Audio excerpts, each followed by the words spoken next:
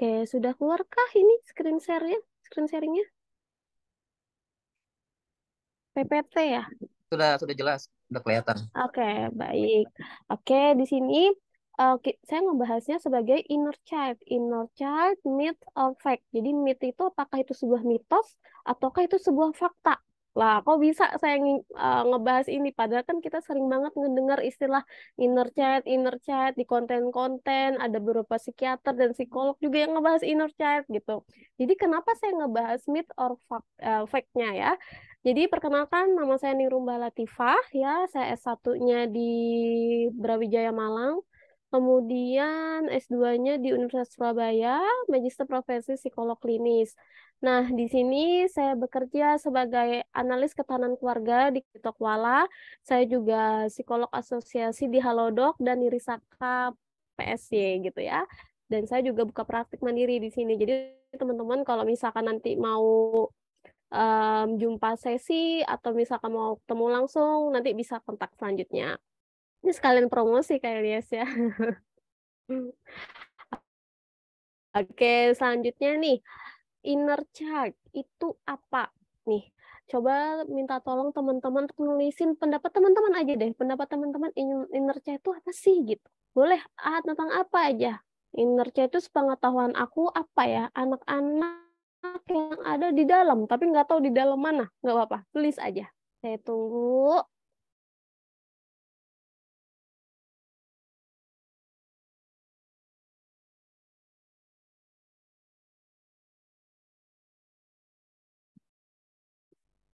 Apa chat itu ya? Luka masa kecil. Oke. Kemudian ada lagi Kak Regita ini ngejawabnya luka masa kecil ya. Jadi di masa kecil kita punya luka-luka gitu. Luka-luka psikis ya ini kayak. Kemudian ada lagi kah yang mau menulis di chat inner chat itu apa sih? Sikap kekanak-kanakan, maybe mungkin dimiliki setiap orang. Sifatnya masih seperti anak-anak. Oke. Ada lagi pengalaman masa kecil, luka pengasuhan saat kita kecil. Oke. Wah, berarti ini terkait dengan masa-masa kita pas kecil ya. Sekarang kita udah dewasa, kita udah bisa apa ya namanya mereview atau melihat masa kecil kita tuh seperti apa sih? Pengalaman-pengalaman di masa kecil kita tuh seperti apa? Apakah terluka? Apakah bahagia? Seperti itu ya. Oke. Ada lagi Kak? Em, Fobia pada masa kecil. Oke, Kak Sheila. Nah, kita coba masuk ya ke inner child. Oke, inner child itu benar ya. Biasanya itu menjadi di masa lalu ya. Seseorang atau manusia dianggap memiliki sosok anak-anak. Sosok anak-anak nih, kita nih manusia. Kita tuh dianggap memiliki sosok anak-anak dalam diri yang dapat mengganggu perkembangan psikologisnya di usia dewasa. Contohnya takut salah, kemudian suka menyenangkan semua orang, mengontrol orang, tidak puas dengan diri, dan lain-lain. Jadi misalkan kalau misalkan kita tuh menjadi people pleaser, itu pasti karena kita dulu pas kecil tuh punya inner child yang seperti apa kayak gitu. Kalau kita takut sama seseorang itu atau situasi tertentu itu pas kecil kita tuh ini gitu ya. Jadi adanya keterkaitan diri kita yang sekarang dengan luka di masa lalu. Nah, siapa sih yang namanya tuh Carl Jung? Carl Jung ini seorang tokoh psikologi yang memperkenalkan. Jadi dia ini dulunya adalah seorang anak yang tumbuh dari keluarga keluarga yang agamis. Jadi apakah kakak kelihatan ya ini? Apakah terganggu? Apakah terpotong kak? Enggak. Untuk slideshow-nya, Silas? Udah full. Oh, udah full. Oke. Okay. Jadi di sini Carl Jung ini Carl Jung ini sebenarnya dia adalah seorang anak yang tumbuh dengan perasaan kesepian gitu. dia tumbuh dengan perasaan kesepian, dan ketika dia dewasa, dia tuh berusaha memeriksa perasaan dan emosinya yang kok ini muncul, kok masih muncul, padahal dia orang dewasa, tapi kenapa itu masih muncul? Nah, Jung ini berteori bahwa bagian dalam diri kita inilah yang mempengaruhi semua kita yang kita lakukan dan keputusan yang kita buat. Jadi kita yang sekarang itu pasti karena ada pengaruh inner child gitu ya. Konsep ini juga menyebutkan bahwa inner child adalah kita saat masa kanak-kanak yang tidak pernah tumbuh dewasa. Jadi orang yang terjebak pada inner child-nya itu pasti orang yang tidak akan pernah berubah gitu. Kita sering lihat konten di TikTok mungkin kayak Ilyas juga atau teman-teman yang lain kayak misalkan kalau pacaran selalu craving sama cowoknya, ternyata inner child-nya pengen pengen deket sama bapaknya seperti itu. Nah, banyak konten-konten entah di medsos, entah di TikTok itu yang berkaitan dengan inner child yang akhirnya ngebikin kita, oh perilaku aku yang sekarang itu berkaitan dengan yang kemarin gitu. Jadi tanpa sadar kita juga punya pengetahuan tersebut. Nah, kemudian kenapa inner child ini saya tulis myth or fact? Nah, ini kita masuk ke inner child-nya itu sendiri. Inner child itu ada dua ya, kalau di teorinya Jung, yaitu inner child yang menyenangkan dan yang menyakitkan. Kalau yang menyenangkan tuh emosinya stabil, relasi sosialnya suportif. Jadi ketika anak-anak tuh mereka stabil aja emosinya. Terus relasi sosial dengan orang tua, dengan keluarga besar, dengan lingkungan lingkungan tuh aman banget. Pokoknya tidak pernah berada di dalam situasi yang menegangkan gitu. Nah, kalau inner child yang menyakitkan, emosinya cenderung agresif dan relasi sosialnya tidak suportif atau mereka memiliki traumatik. Nah, ketika inner child ini dikaitkan dengan kondisi anak-anak ya. Jadi ketika inner child itu dikaitkan dengan kondisi anak-anak yang tidak pernah tumbuh dewasa, maka ya kita tuh akan menyimpan semua kenangan dan emosi baik atau buruk yang akan kita alami gitu. Jadi inner child juga lah yang menyerap semua kata-kata dan tindakan negatif dan berbahaya dari mereka yang seharusnya membuat kita merasa aman. Jadi gimana sih tuh maksudnya? Oke, maksudnya adalah setiap kali kita itu bersikap, berperilaku saat ini, kita tuh langsung flashback gitu loh. Kita tuh langsung inget, oh iya masa kecil gue gitu. Oh iya masa kecil aku dulu ditakut-takutin pakai ular, jadi sekarang aku jadi nggak trust isu deh sama orang-orang yang bawa mainan gitu. Atau aku jadi memiliki perasaan yang tidak nyaman ketika aku tuh teringat dengan luka-luka masa laluku gitu. Misalkan ada yang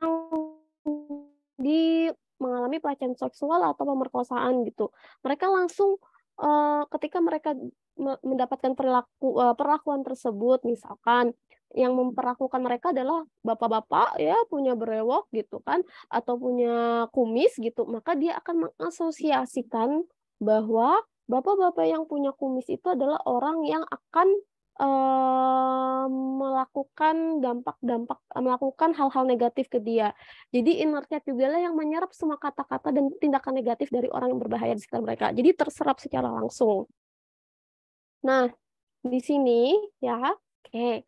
Sekarang kita lihat tadi saya bilang bahwa saya akan mengaitkan inner child ini dengan sudut pandang Islam. Oke. Kenapa saya bandingkan dengan sudut pandang Islam?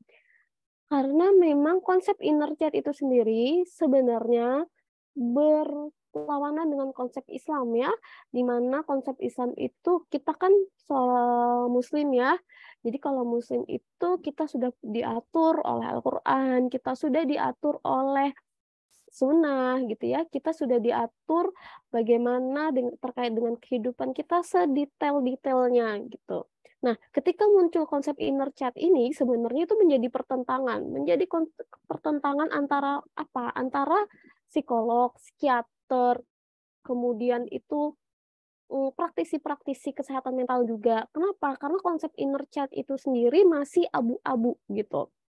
Nah, di sini saya membandingkan bahwa konsep inner child yang pertama, konsep inner child itu membuat manusia tidak berdaya. Masih ingat kan tadi ketika inner child itu ngebuat kita Inner child adalah posisi di mana kita tuh punya sisi anak-anak gitu ya, yang itu tidak pernah tumbuh dewasa. Jadi ketika seseorang itu punya inner child ya, mereka akan terus-menerus memuaskan inner child-nya itu gitu. Dan itu membuat mereka untuk tidak berdaya sebagai manusia yang tidak berdaya. Kenapa? Karena anak-anak tadi tidak akan pernah tumbuh dewasa gitu ya. Dan sedangkan di syariat Islam kita tahu ya bahwa kita punya aturan, kita punya landasan bahwa sesungguhnya Allah tidak akan merubah keadaan suatu kaum sehingga mereka merubah keadaan yang ada pada diri mereka sendiri. Nah, ini jadi bertolak belakang ya, bahwa konsep inner child dan syariat Islam itu bertentangan juga. Nah, di sudut pandang psikologi juga bertentangan gitu. Dari sudut pandang humanis atau memandang manusia yang sebagai manusia sebagai seorang yang utuh gitu ya. Manusia itu bisa berkembang, manusia itu tidak stuck. Tapi ketika di inner child, mereka memandang bahwa manusia itu tidak bisa berkembang, tidak bisa menjadi dewasa karena adanya sosok anak-anak yang terjebak itu tadi. Makanya Jung ini akhirnya dia ateis. Dia akhirnya menganut ateis karena itu tadi dia merasa bahwa manusia itu tidak bisa berkembang. Manusia itu akan terjebak di kondisi anak kecil yang dia mengalami luka-luka tadi. Kemudian yang konsep inner child yang kedua yang tidak sesuai dengan syariat Islam yaitu inner child itu cenderung menyalahkan orang tua. Oke. Jadi, sebagian besar inner child itu berkaitan dengan kondisi kita terhadap lingkungan kita di masa kecil ya. Kalau misalkan lingkungan kita di masa kecil itu pasti yang paling dominan adalah sosok orang tua kan sebenarnya. Nah, sosok orang tua inilah yang akhirnya membuat bahwa luka-luka yang kita alami sekarang itu karena dari orang tua. Semua hal yang tidak nyaman itu berkaitan dengan orang tua. Misalkan orang tua aku tuh nggak ngasih aku makanan yang bagus, makanan yang enak sih. Jadi ketika aku dewasa, aku punya uang sedikit, aku maunya makan enak karena inner child aku terluka gitu. Aku dulu nggak dikasih makanan enak. Nah, um, orang tua aku dulu nggak bisa beliin aku barang branded gitu. Jadi sekarang aku kalau misalkan punya uang sedikit, aku pasti akan menabung untuk beli barang branded gitu. Ini inner child aku terluka gitu. Aku nggak bisa lihat teman-teman aku dulu lihat teman-teman aku beli branded, terus aku pakai yang KW, terus aku dikatain. Nah, luka-luka yang semacam itu ya, biarpun dia itu dikatain sama teman-temannya, ih lu pakai barang KW, tapi tetap yang disalahkan anak adalah orang tua. Kenapa orang tua saya ngasih barang KW? Nah, seperti itu. Jadi, inner child itu cenderung menyalahkan orang tua gitu. Apakah orang tua itu tidak boleh salah? Boleh, orang tua manusia gitu kan. Orang tua boleh salah. Kenapa? Karena mereka manusia. Mereka punya keterbatasan ilmu, mereka punya keterbatasan pengetahuan, mereka punya hal-hal yang nggak kita punya gitu. Misalkan tingkat kecerdasan, akses belajar, dan lain-lain gitu ya. Jadi, sedangkan di syariat Islam, kita tuh diajarkan untuk berperilaku lemah lembut kepada orang tua ya. Di sini Nabi Ibrahim tidak henti-hentinya menasihati orang tuanya dengan perkataan yang lembut. Dia mencoba menasihati ayahnya dengan panggilan lembut yang dikenal oleh orang Arab yaitu ya abati. Jadi ayahnya Nabi Ibrahim itu apa sih? Pembuat berhala ya sebenarnya, pembuat berhala, tapi Nabi Ibrahim tetap berbuat lembut kepada beliau. Berarti di sini ada apa sih? Ada konsep apa? Konsep di mana menghormati, berbuat baik kepada orang tua itu sangat ditekankan di dalam Islam.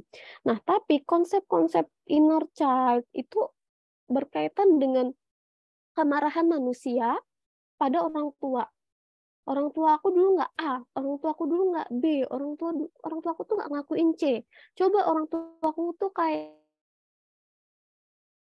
A, coba orang tua aku kayak B, coba orang tua aku kayak C. Pasti aku nggak kayak gini. Nah, blaming ke orang tua ini akhirnya akan memunculkan kemarahan ya, kemarahan dari diri kita ke orang tua yang itu sangat dilarang di Al-Qur'an sebenarnya. Jadi, ketika orang tua salah, emang kita harus ngapain sih gitu? Orang tua salah, masa aku nggak boleh marah?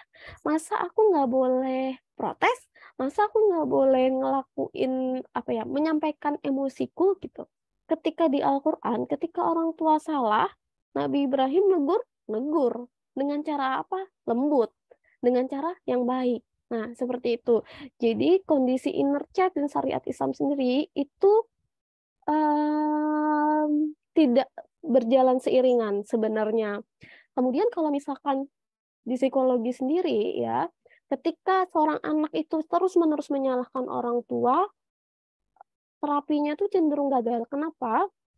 Karena mereka tidak mau berdamai.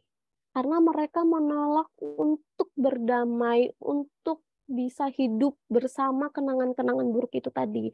Mereka tetap mempointing orang tua, mereka memblaming orang tua, mereka marah sama orang tua. Jadi saya pernah punya pengalaman terkait dengan ada klien gitu ya, dia bilang gini, saya itu sudah menyampaikan perasaan saya ke orang tua, bahwa saya itu kecewa, saya marah, saya ini gitu. Dia sudah bisa menyampaikan. Terus bagaimana respon orang tua, kata saya. Iya, respon orang tua waktu itu cuman bilang gini, oh iya, ibu salah. Seperti itu saja. Maaf, tidak bilang maaf waktu itu, tidak bilang maaf. Sedangkan yang dibutuhkan anak itu apa waktu itu? Orang tuanya minta maaf. Orang tuanya minta maaf dan itu sampai bikin bipolarnya dia kambuh. Kenapa? Karena dia menunggu permintaan maaf dari orang tuanya. Padahal nih ya, padahal mereka itu deket, bukan deket ya. Ketika mereka dalam proses komunikasi itu, mereka udah sempat deket tuh. Tapi lama-kelamaan si anak ini resah. Kok orang tua gue nggak minta maaf ya? Kok orang tua gue tidak saying sorry untuk sesuatu yang mereka lakukan gitu. Yang kesalahan yang mereka lakukan di waktu aku kecil tuh kenapa gitu. Ya benar sih komunikasinya membaik, tapi mereka nggak minta maaf gitu. Mereka menginginkan permintaan maaf dari orang tua. Apakah permintaan maaf dari orang tua itu penting? Um, Seandainya orang tua nggak minta maaf, apakah kita tidak memaafkan orang tua? Seandainya orang lain tuh nggak bilang maaf pada kita, apakah kita nggak maafin orang lain? Nah, itu.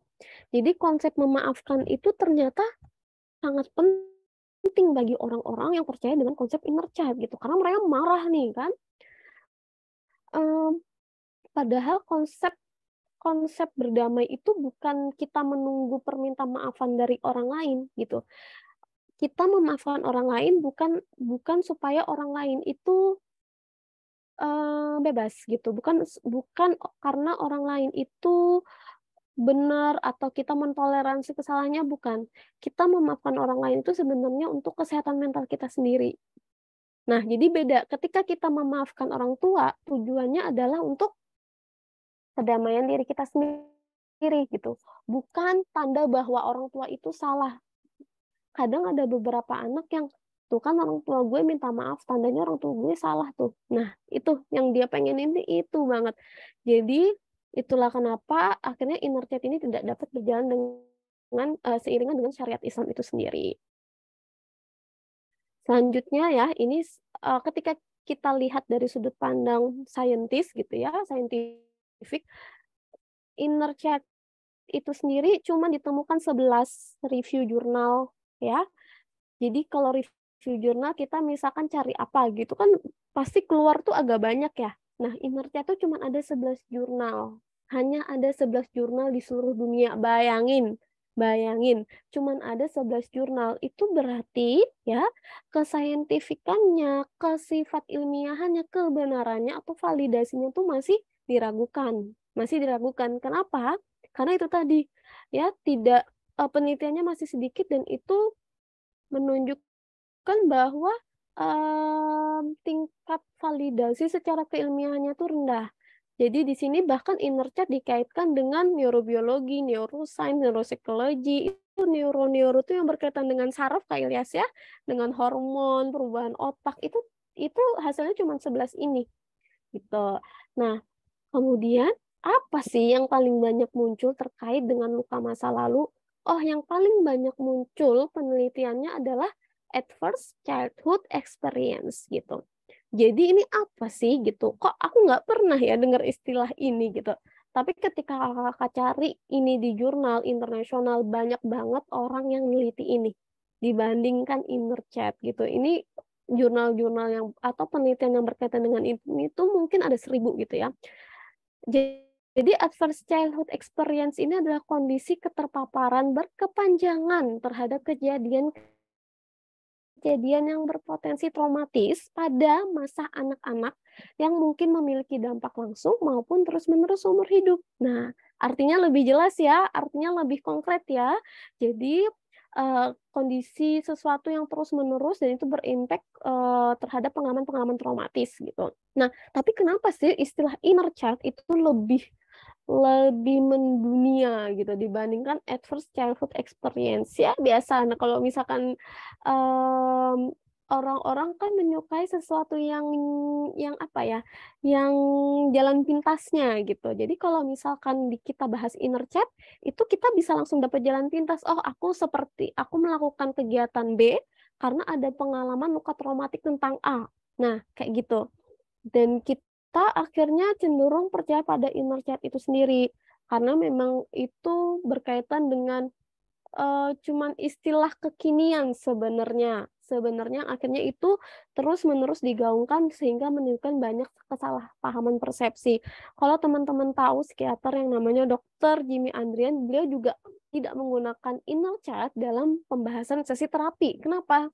Karena rata-rata orang dengan isu inner child, ketika ngomong inner child, mereka pasti akan mempointing kesalahan-kesalahan orang tuanya. Seperti itu. Kita bahas ya. Jadi yang namanya adverse childhood experience itu ada beberapa jenisnya. Yang pertama yaitu membahayakan, di mana pengalaman masa kecil ini merugikan biasanya dan membahayakan untuk anak. Nggak hanya membahayakan fisik, tapi mental dan juga emosi. Bahaya ini bisa disebabkan pengalaman-pengalaman negatif atau kurangnya pengalaman positif. Jadi kalau misalkan teman-teman di rumah nih, orang ya teman-teman nggak pernah diapa-apain sama orang tuanya, nggak pernah dipukul, nggak pernah dimarahin misalkan ya, tapi teman-teman juga nggak pernah dipuji gitu. Nah itu akan berdampak pada kesehatan fisik kakak-kakak semua, mental, emosinya kakak juga, kakak jadi tidak kenal namanya emosi, mental kakak jadinya bingung, aku nih ngapa-ngapain kok nggak ditegur, aku kok ngapa-ngapain nggak dipuji. Nah, seperti itu. Kemudian kronis atau muncul berkali-kali, yaitu pengalaman merugikan bisa jadi muncul sekali namun memiliki resiko yang tinggi atau muncul berkali-kali dengan dampak yang tidak langsung terlihat. Tapi biasanya pengalaman yang merugikan terjadi berulang kali hingga membentuk pola dalam kehidupan anak. Misalkan itu ketika ketika kita punya adik baru, ketika kita punya adik yang baru, terus tiba-tiba kita disuruh ngalah untuk adiknya. Nah, itu pengalaman yang sebenarnya dampaknya tuh nggak langsung terlihat, tapi itu membentuk pola-pola yang bersifat riskan buat masa depannya dia. Dia jadi tidak punya ketahanan diri, dia jadi sulit untuk mempertahankan sesuatu yang dia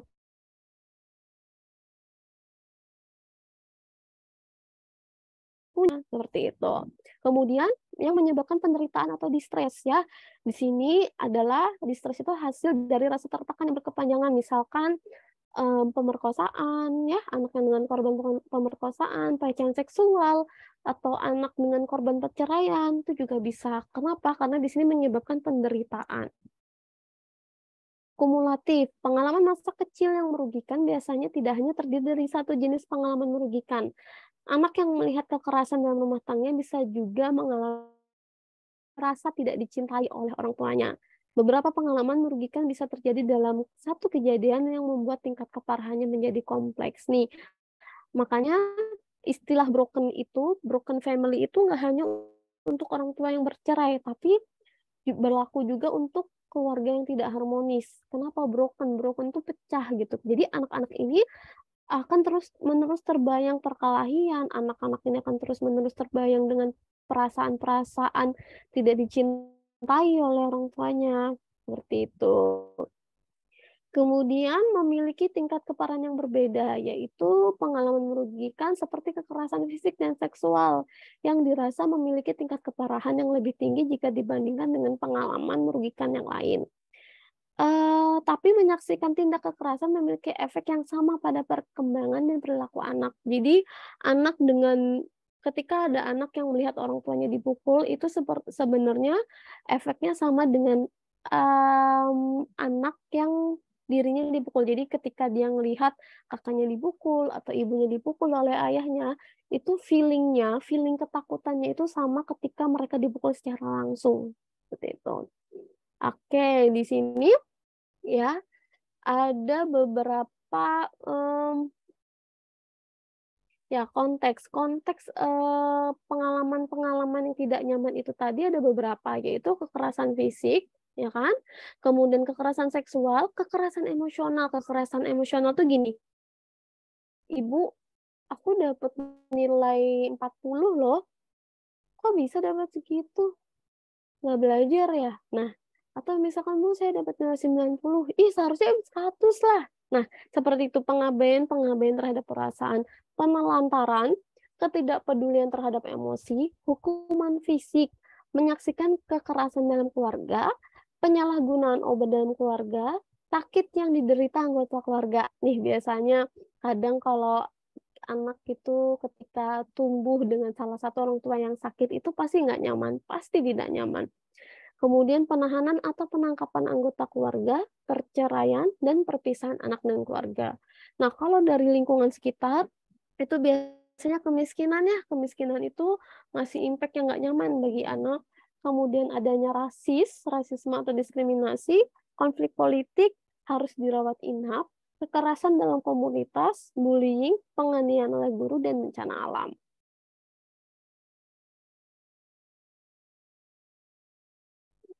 Oke.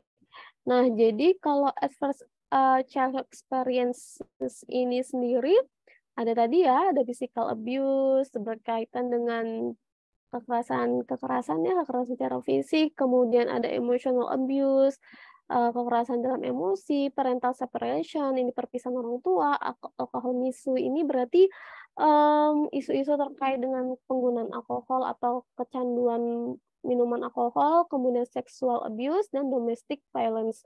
Jadi ini terkait dengan KDRT, sexual abuse terkait dengan kekerasan seksual ya, entah itu dilecehkan, entah itu diperkosa, atau dimanipulasi.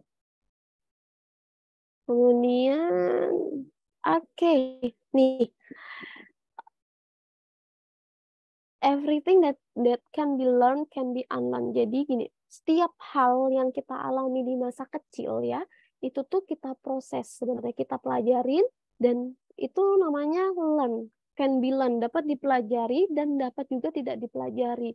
Jadi ketika kita sudah mendapatkan konsep bahwa oh aku itu diperkosa, misalkan aku itu diperkosa, jadi pembelajaran di otakku adalah aku nggak percaya lagi sama laki-laki. Nah, konsep itu bisa diubah, bukan berarti seorang yang sudah diperkosa, mereka akhirnya mistrust terus sama laki-laki. Bukan. Tapi mereka berdaya untuk mengubah diri mereka sendiri menjadi unlearn. Oh, oke, aku pernah diperkosa oleh laki-laki, tapi itu tidak membuat aku mistrust sama laki-laki. Itu tidak membuat aku ragu-ragu sama laki-laki. Itu bisa. Itu sebenarnya bisa. Dan kita sebagai manusia tadi punya keberdayaan untuk melakukan hal tersebut. Jadi di sini ada physical health, berarti terkait dengan kesehatan fisik, di mana badan kita itu akan lebih rileks dalam memproses sesuatu, kemudian kesehatan mental kita. Jadi kognisi itu pola pikir kita ya, behavior itu perilaku, dan emosi kita tuh akan menjadi lebih stabil, lebih sehat. Nah, karena ini berkaitan dengan bagaimana kita tuh memikirkan sesuatu, merasakan sesuatu, dan memberikan respon tersebut. Jadi misalkan nih, tadi ya konsepnya bahwa oh aku dilecehkan atau aku diperkosa. Kognitif kita, oh ya sudah, itu masa lalu ketika aku diperkosa atau aku dilecehkan. Tapi tidak untuk saat ini, dalam saat ini aku baik-baik saja, aku tidak mengalami sexual abuse, berarti apakah aku boleh berada di dalam ketakutan yang sama? Tentu tidak, kan? Kemudian selanjutnya emotional health, ini berarti terkait dengan kesehatan emosi.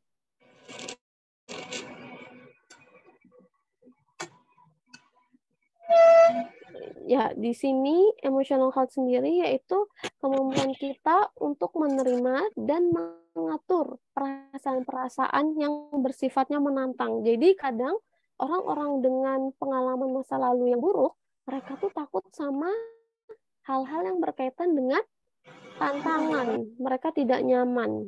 Nah, kalau misalkan kita bisa mengubah itu, maka kita akan bisa merubah pola pikir itu menjadi sesuatu yang nyaman.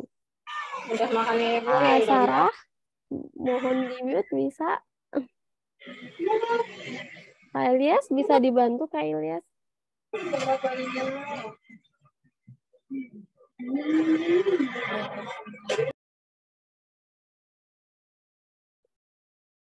Baik, selanjutnya.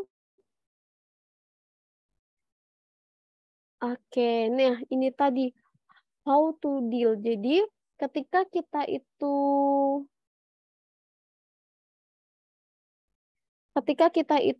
tumbuh ya dari seorang anak, kita tuh mendapatkan stimulus. Stimulus ini apa sih? Stimulus itu adalah perasaan-perasaan yang tidak nyaman itu tadi. Setiap anak, setiap manusia itu pasti dikasih Tuhan sesuatu yang tidak nyaman, sesuatu yang tidak aman gitu ya.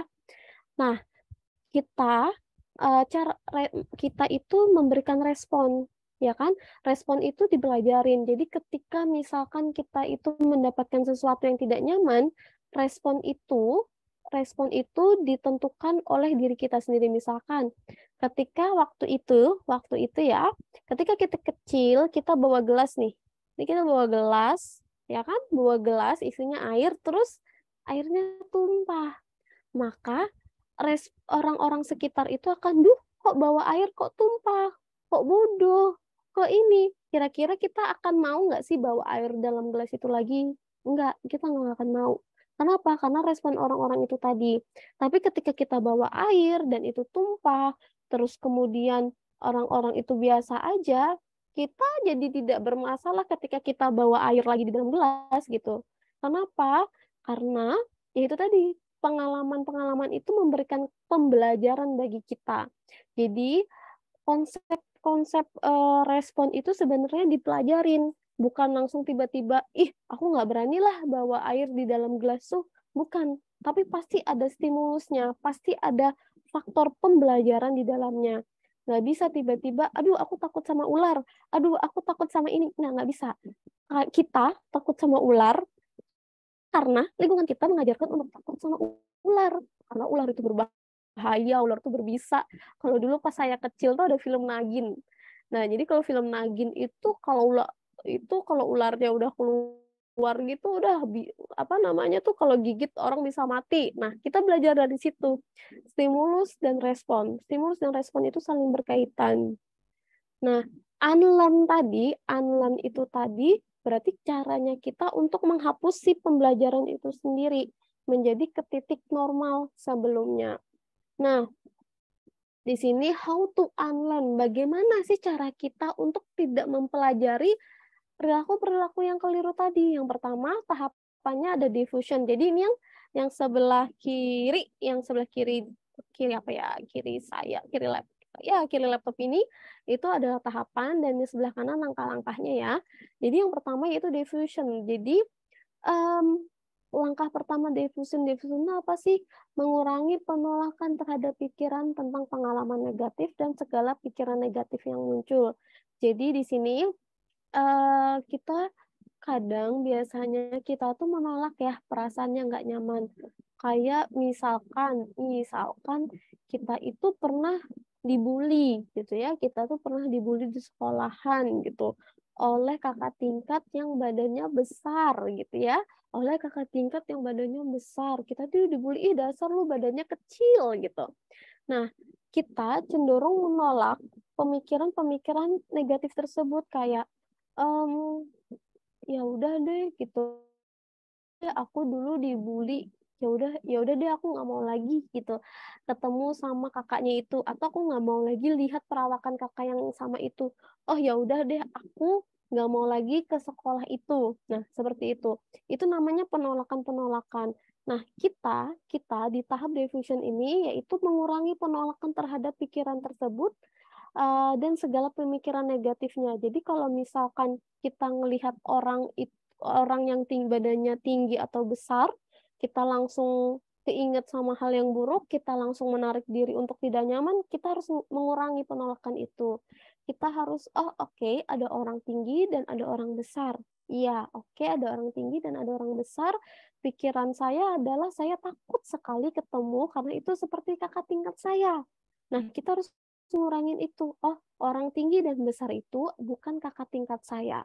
Mereka tidak membuli saya, berarti saya aman berada di sekitar orang yang tinggi dan besar ini tadi. Seperti itu. Diffusion itu berarti kita apa?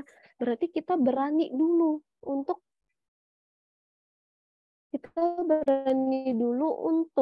melakukan penolakan-penolakan terhadap pikiran dan perasaan yang negatif tersebut. Kemudian yang kedua yaitu acceptance, memberi ruang untuk semua pikiran dan emosi negatif tanpa mempengaruhi perasaan. Belajar membuat pikiran dan emosi negatif jadi tidak bermakna. Jadi kita mulai menerima nih tentang kondisi-kondisi di masa lalu. Oh iya, aku pernah dibully. Oh iya, aku pernah dilecehkan. Oh iya, aku pernah mendapatkan peristiwa yang tidak nyaman untuk aku. Acceptance itu kan menerima. Jadi kita memberi ruang terhadap perasaan tidak nyaman itu di sini. Oh oke, saya tidak nyaman terhadap kakak yang tinggi besar. Kakak kakak kan sudah mengurangi nih, kakak udah mulai mengurangi rasa penolakannya, teman kakak akan nerima. Oh iya, aku itu pernah dibully oleh kakak A karena badan aku kecil. Nah, kita fokus kepada peristiwanya pada saat itu, gitu ya. Kita fokus pada peristiwanya saat itu. Aku pernah dibully karena badanku kecil oleh kakak dan perasaanku waktu itu sangat takut. Nah, kita harus menerima itu. Kalau kita tidak menerima, maka apa yang akan terjadi? Yang akan terjadi kita akan kabur dari masalah. Kita akan takut terus-menerus. Jadi proses penerimaan itu sangat penting ya, di mana belajar untuk membuat pikiran dan emosi negatif jadi tidak bermakna. Kayak misalkan, oh perasaan takut aku terhadap bullying itu tidak bermakna untuk saat ini, karena aku tidak dibully lagi, karena aku tidak bertemu kakak itu lagi, karena aku sudah bisa karate, atau badanku udah tinggi dan besar, seperti itu. Nah, kemudian selanjutnya yaitu mindfulness. Mindfulness ini adalah fokus pada kondisi saat ini ya, yaitu di mana menyadari setiap pikiran dan emosi negatif muncul, kemudian belajar untuk memilah mana yang patut diberi perhatian atau tidak. Jadi ketika pikiran dan emosi negatif tersebut muncul, kita harus tahu ini perlu aku kasih atensi atau tidak. Ketika aku menyadari bahwa aku kayaknya di belakang aku kayaknya ada kakak yang ngebully aku deh. Wah, ini aku pasti habis ini aku dibully nih. Aku pasti habis ini diserang nih. Aduh, aku rasanya mau kabur aja. Nah, belajar untuk memilah mana yang patut diberi perhatian dan yang tidak. Kira-kira pemikiranku tentang di belakangku ini kakak tingkat tuh bener apa enggak sih gitu. Kita harus make sure dulu, kita harus noleh dulu. Oh iya, bukan kakak tingkat aku. Berarti emosinya itu bener nggak ya? Emosi takutnya itu bener nggak ya? Oh, nggak bener. Berarti saya nggak perlu untuk mengalami perasaan takut tersebut. Itu mindfulness. Jadi kita menyadari setiap pikiran dan emosi saat ini. Kalau misalkan, oh iya, aku tuh dulu pernah dilecehkan. Aduh, aku jadi takut deh. Make sure dulu. Emang yakinkah akan dilecehkan? Oh, tidak. Aku sudah bawa semprotan cabai misalkan. Nah, hal-hal yang seperti itu berkaitan dengan mindfulness gitu. Kemudian secara sadar dan fokus terhubung dan terlibat secara penuh dengan kondisi saat ini dan di sini. Saat ini dan di sini itu adalah kondisi saat ini kita lebih merdeka ya, bahwa kita misalkan tidak dibully, kita lebih menjadi orang yang lebih berdaya, kita punya keterampilan, kita kita punya pengalaman yang nggak enak, jadinya kita bisa belajar dari situ gitu. Jadi kita harus fokus pada saat ini bahwa kita tuh lebih baik daripada pengalaman kita pada saat masa kecil.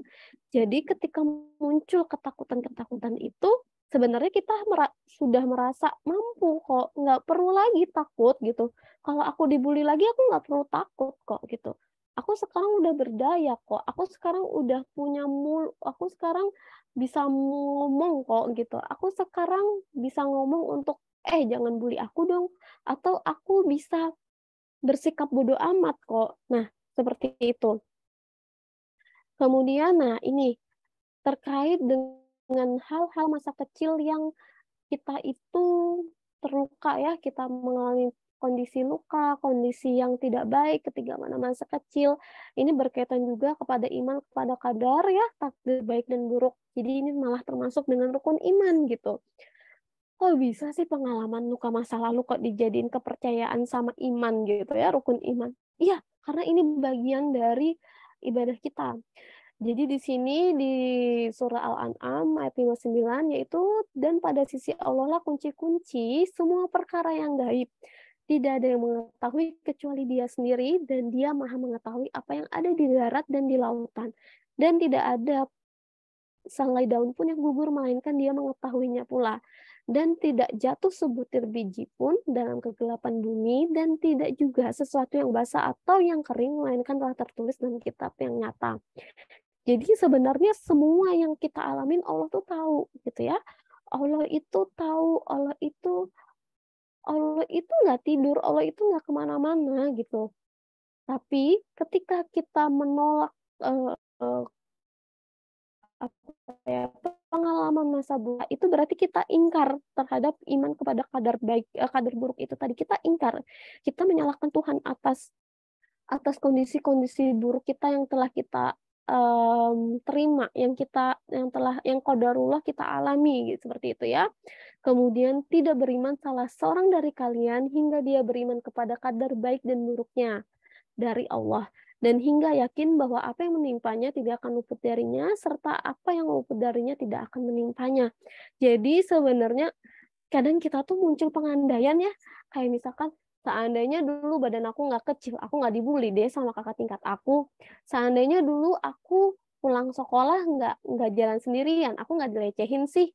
Seandainya inilah yang ngebentuk kita itu akhirnya sulit untuk menerima pengalaman masa lalu.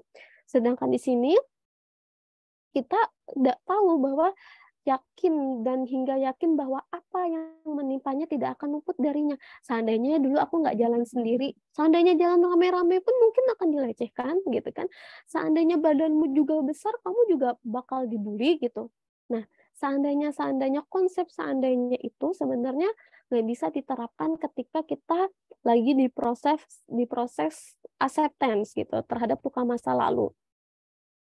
Kemudian selanjutnya berusahalah untuk mendapatkan apa yang bermanfaat bagimu dan mintalah pertolongan Allah dan janganlah sampai kamu lemah dalam hal semangat.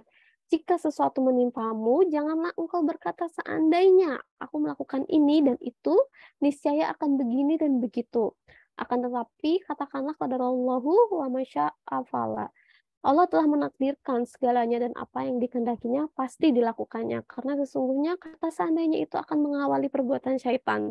Nah, di sini kita belajar bahwa proses gini, kita manusia itu sudah tersetting oleh Tuhan itu untuk menerima kondisi-kondisi yang tidak baik, kondisi yang tidak nyaman, kondisi yang tidak aman itu kita udah disetting gitu loh. Kalau ngerasa kok kondisi aku nggak nyaman terus sih, kok kondisi aku nggak aman terus sih, semua orang ngerasain itu, semua orang ngerasain itu. So, itu fitrahnya kita hidup sebagai manusia gitu kan. Jadi kalau misalkan pun kita terhindar dari masalah A, mungkin kita bisa kena masalah B. Pasti akan seperti itu. Jadi kondisi kita untuk bisa menerima terhadap luka-luka masa lalu itu sangat penting agar kita bisa ngatur step langkah selanjutnya mau seperti apa. Oh, aku pernah dibully, berarti step selanjutnya adalah aku harus bisa melindungi diriku sendiri ketika aku dibully. oh ketika aku pernah dilecehkan, berarti aku harus melindungi diriku sendiri agar aku bisa meminimalisir perilaku pelecehan ke aku. Oh, aku pernah kecurian, aku pernah diabaikan. Oh, aku bisa ngakuin apa ya sekiranya aku itu tidak kecurian atau kemalingan lagi. Nah, seperti itu. Pemberdayaan diri itulah yang penting. Jadi ketika kita sudah bisa acceptance, kita sadar posisi kita sekarang, kita bisa memberdayain diri kita sendiri. Bukan bukan malah terjebak di luka-luka masa lalu tersebut. Sekian, terima kasih Kak Ilyas. Saya kembalikan kepada Kakak. Oke, baik. Terima kasih Kak Ningrum yang sudah memaparkan materi pada malam hari ini. Untuk teman-teman, silakan dibuka sesi tanya jawab. Yang mau bertanya langsung open mic saja. Terus untuk kakak admin, juga karena sesi tanya jawab ini kan takutnya ada privasi, ada sensitif gitu ya. Jadi mohon stop aja recordingnya.